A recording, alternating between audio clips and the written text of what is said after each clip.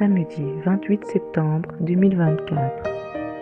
Lecture du livre de l'Ecclésiaste, au chapitre 11, versets 9 à 12, puis 8. Réjouis-toi, jeune homme, dans ton adolescence, et sois heureux au jour de ta jeunesse. Suis les sentiers de ton cœur et les désirs de tes yeux. Mais sache que pour tout cela, Dieu t'appellera en jugement.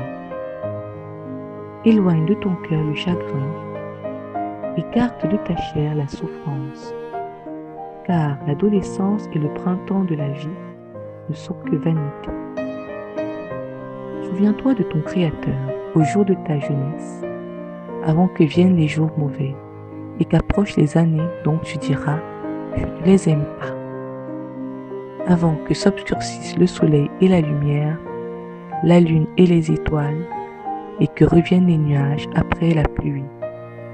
Au jour où tremblent les gardiens de la maison, où se courbent les hommes vigoureux, où les femmes, l'une après l'autre, cessent de moudre, où le jour baisse aux fenêtres, quand la porte se ferme dans la rue, quand s'éteint la voix de la meule, quand s'arrête le chant de l'oiseau, et quand se taisent les chansons.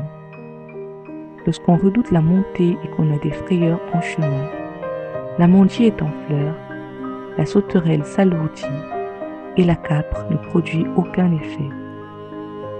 Lorsque l'homme s'en va vers sa maison d'éternité et que les pleureurs sont déjà au coin de la rue, avant que le fil d'argent se détache, que la lampe d'or se brise, que la cruche se casse à la fontaine, que la poulie se fende sur les puits, et que la poussière retourne à la terre comme elle en vint, et le souffle de vie à Dieu qui l'a donné.